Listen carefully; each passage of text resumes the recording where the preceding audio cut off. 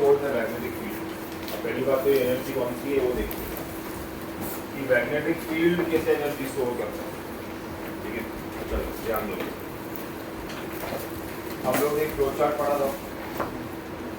Flow chart में ऐसे था कि अगर आप ओरिजिनल करंट में चेंज लाते तो वहां से मैग्नेटिक फील्ड पैदा होता। अगर ये मैग्नेटिक फील्ड वेरिंग है मतलब चेंज होती है तो ये चेंज इन फ्लक्स का, अगर चेंज इन फ्लक्स है तो ये ईएमएफ इंड्यूस करता है। अगर इंड्यूस ईएमएफ है तो ये करंट इंड्यूस करता है। लेकिन जो इंड्यूस ईएमएफ है जिस सोर्स से पैदा होता है, समझो यहाँ से पैदा होगा इस सोर्स से, तो उसी को ही वो अपोज करता है। समझे, ये फ्लो चार्ट अभी हम बहुत देर से देखते हुए आ रहे हैं, 2-3 लेक्चर से देखते हुए आ रहे हैं कि अगर हमने कोई सर्किट में करंट चेंज किया, ओरिजिनल सर्किट चेंज किया तो उसको वेरिंग मैग्नेटिक फील्ड, उसमें मैग्नेटिक फील्ड पैदा होगा। अगर मैग्नेटिक फील्ड वेरिंग है तो उसमें क्या पैदा होगा, फ्लक्स। फ्लक्स चेंज करेंगे तो क्या होगा, इंड्यूस ईएमएफ। इंड्यूस ईएमएफ क्या पैदा करेगा, इंड्यूस करंट। और इंड्यूस करंट बहुत ज़्यादा नहीं हो जाए करके वो अपने सोर्स पे क्या करेगा, अपोज करेगा। लेकिन अगर इस अपोजिशन को भी हमको अपोज करना है तो हमको क्या करना पड़ेगा, वर्क डन करना पड़ेगा। तो ये वर्क डन हमेशा क्या होता है, एनर्जी। वर्क डन क्या होता है, एनर्जी। यही work done stored energy magnetic field के अंदर होती है। यही work done as a stored energy, यही work done as a stored energy magnetic field में होती है। सर मैग्नेटिक फील्ड में क्यों होती है, क्योंकि मैग्नेटिक फील्ड ही इसका सोर्स है, ईएमएफ का सोर्स है। मैग्नेटिक फील्ड ही ईएमएफ का सोर्स है, समझे, इसीलिए उसमें वो स्टोर होती है। बराबर, ठीक है। चलो अब क्या ही अगर मैं लिखूं V is equals to W by Q, ये फॉर्मूला को मालूम है, potential difference is work done per unit charge, बराबर, work done per unit charge. ठीक है, चलो तो मैं लिख सकता हूँ कि work done is V into Q। यहाँ पे जो मेरा V है वो जनरली क्या होता है, E, Q हो जाएगा। ये मेरी वर्क डन की फॉर्मूला बन गई।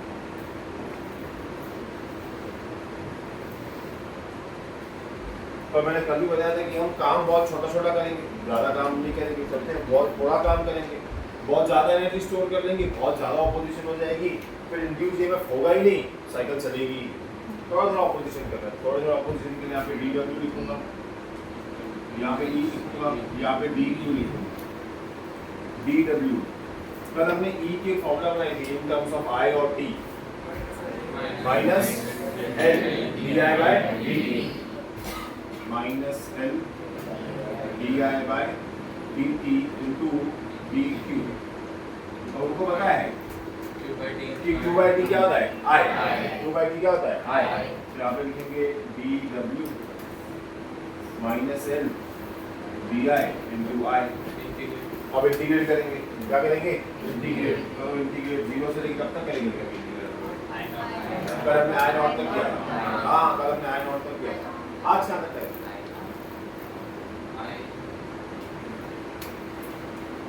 मेरे मैग्नेटिक फील्ड में एनर्जी स्टोर्ड है, बताओ आज कहाँ तक करेंगे।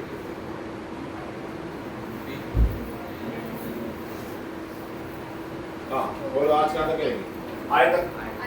पूरा टोटल करंट है मेरे पास, समझे, मेरे को फुल करंट है, मेरे को पूरा इंड्यूस करंट है यहाँ पे चाहिए, समझे। तो मेरे पास फुल मैग्नेटिक फील्ड है, मेरे को फुल चेंज।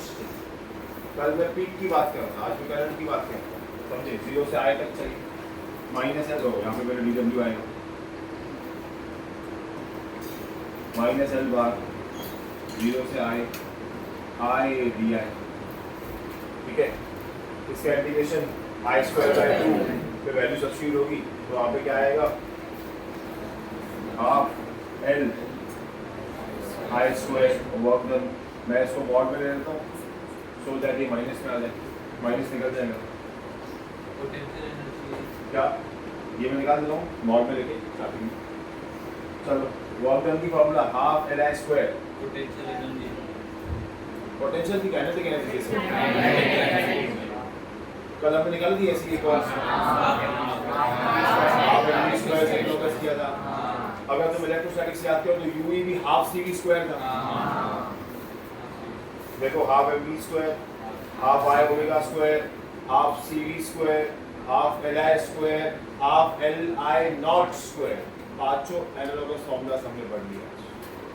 एनर्जी हर जगह सेम रोल प्ले करती है, वो भली मैकेनिक्स हो, वो रोटेशनल हो, वो इलेक्ट्रोस्टैटिक्स हो, वो मैग्नेटिक फील्ड हो, समझे। स्टोर्ड एनर्जी काइनेटिक एनर्जी, यहाँ वर्क डन, सबका मीनिंग सब जगह पे सेम ही होता है, खाली अपने अपने टर्म्स में आते हैं। एनालॉगस चलता है, कहाँ पे मास आता है तो कहीं पे इनर्शिया आता है तो कहीं पे इंडक्टेंस आ जाएगा, कहीं पे वेलोसिटी आएगी, कहीं पे ओमेगा आएगा, कहीं पे आई आ जाएगा। फॉर्मेट हमेशा सेम रहेगा, half M V square. Kinetic energy will not change for any chapter, तो ऐसा बोल दो, खाली उसका एनर्जी भी चेंज होगा। मतलब क्या होगा कि अगर वहाँ पे मास है तो यहाँ पे इनर्शिया है तो यहाँ पे इंडक्टेंस है। दिस इज एनर्जी स्टोर, कल भी हमने किया है, कल खाली रिपीट के लिए किया था, आज हमने नॉर्मल करंट के लिए किया है, बस कोई करंट के लिए मैग्नेटिक फील्ड एनर्जी स्टोर में मैग्नेटिक फील्ड खत्म कल ही किया था हमने, ये सॉर्ट ऑफ रिवीजन ही है, समझे। हाँ, एनर्जी स्टोर में मैग्नेटिक फील्ड, तो यहाँ पे वर्क डन और एनर्जी होती है तो मैं इसको लिख सकता हूँ यू बी, ये पोटेंशियल एनर्जी भी हम बोल सकते हैं इसको, यहाँ तो एनर्जी बोलो, सीधी सीधी बात है बस। एनर्जी स्टोर्ड ना मैग्नेटिक फील्ड, हमने ये यू ई किया था इलेक्ट्रोस्टैटिक्स में, हाफ सी वी स्क्वायर, ठीक है। हाँ, हाफ सी वी स्क्वायर क्या था, सी क्या था, वी क्या था, वोल्टेज था, उसमें वेलोसिटी नहीं था, समझे क्या था, वोल्टेज। एनर्जी स्टोर्ड में मैग्नेटिक फील्ड, सिंपल ऐसा है। देख लो एक बार से इसको,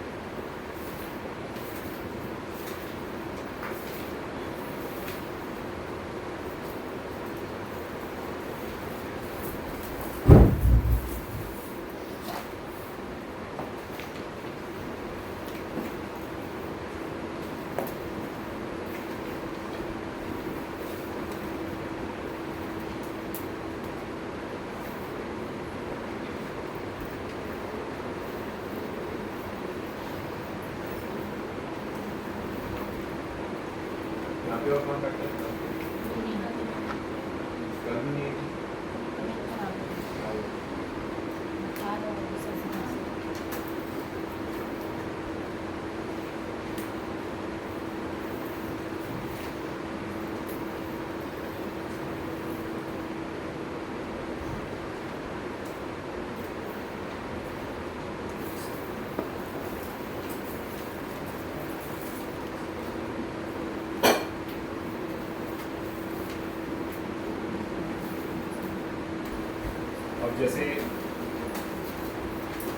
जैसे जब लोग ने ये फॉर्मूला बनाई nu B, this is energy stored in a magnetic field, समझे। अब हमको आएगा जो एनर्जी स्टोर की है तो उसकी डेंसिटी कितनी होगी,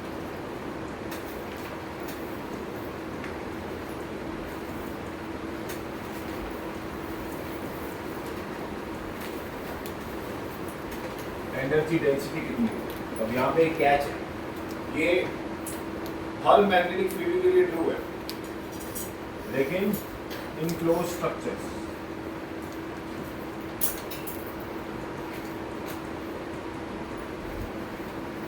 रीजन कोई भी चीज की जो डेंसिटी होती है वो होता है उसके मास और वॉल्यूम का रेशियो।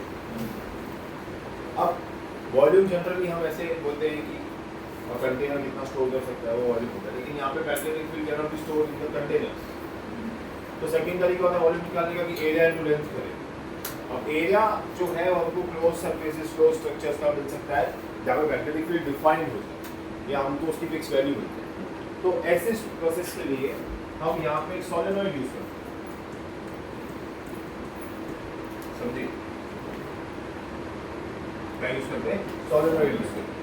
और सोलेनॉइड में दो तीन चीजें फिक्स होती है, समझो ये सोलेनॉइड की जगह है, यहाँ से मैग्नेटिक फील्ड आती जाती है। एक होता है कि magnetic field inside the solenoid is uniform, magnetic field outside solenoid is 0, क्योंकि पूरी अंदर ले लेता है मैग्नेटिक फील्ड ये, समझे। तो आउटसाइड सोलेनॉइड का बोलने का मतलब होता है कि यहाँ नहीं, एक फाइनाइट डिस्टेंस के बाद, तो उसको हम आउटसाइड ही बोलते हैं, समझे। अभी समझो ये मैग्नेटिक फील्ड यहाँ से गई ऐसे,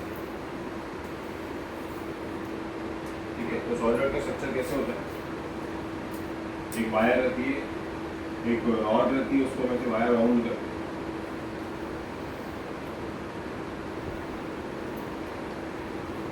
तो क्या होता है जब कोई फील्ड ऐसे ओरिजिनेट हो रही है या समझो निकल के जा रही है एग्जाम्पल ले लेते हैं, तो ऐसे आते हैं, कर्व लाइंस में आते हैं, पर इन द सोलेनॉइड हमेशा स्ट्रेट चलते हैं।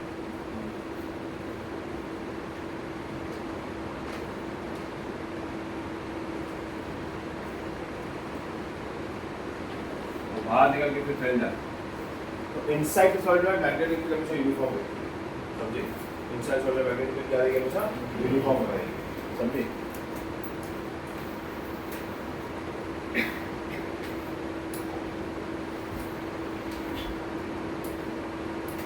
ठीक है, तो इनसाइड यूनिफॉर्म और आउटसाइड क्या रहेगी, ये 0।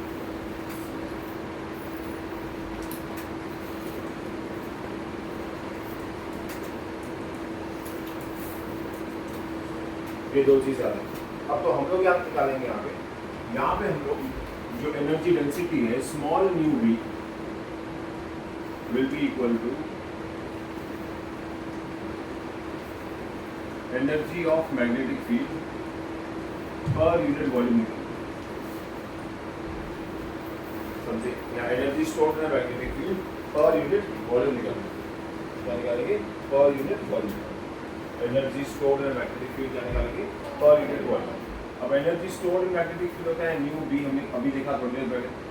वॉल्यूम होगा इसका एरिया इनटू लेंथ, अब ये होता है लेंथ ऑफ सोलेनॉइड और ये हो गया एरिया ऑफ सोलेनॉइड, समझे, ये हो गया। अब इसी में पूरा वॉल्यूम स्टोर होगा, इसमें पूरा वॉल्यूम स्टोर हो, सॉरी डेंसिटी होगी पूरी, तो यही होगी energy density in magnetic field. क्या होगी, एनर्जी डेंसिटी मैग्नेटिक फील्ड, जिसको बोला जाएगा small nu B.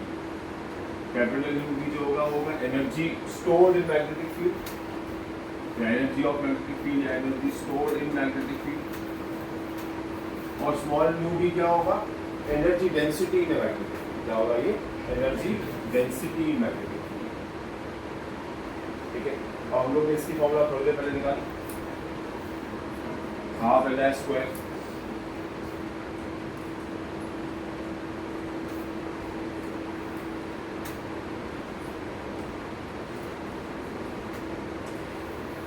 Given data के हिसाब से ये फॉर्मूला बन सकती है इसके आराम से, समझे।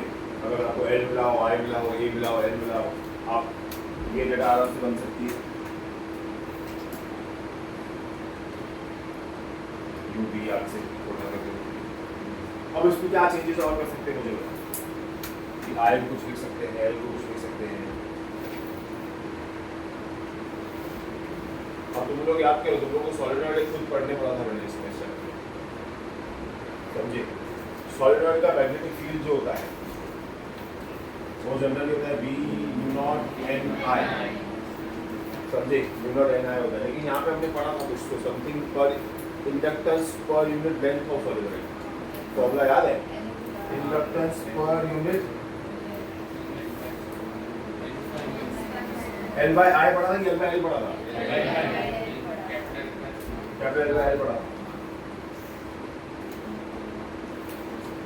फॉर्मूला क्या देखो उसकी, यू नॉट एन स्क्वायर ए, ठीक है, यू नॉट एन स्क्वायर ए, ये कहा है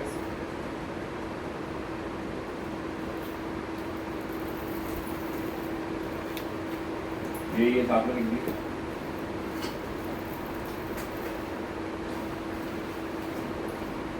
समझा, समझे क्या किया, वही पे एडजस्टमेंट सी, कुछ और नहीं किया। एल बाय ए को लिखो, mu naught N square A into I square by A, हाँ क्या लिखूं? क्या बोले, जिया बोल रहे थे? हाँ, करंट डेंसिटी का सीधा जिया भी आ सकते हैं, एक आई बचेगा, half mu naught N square आई स्क्वायर, ठीक है, यहाँ बच गया हमारा।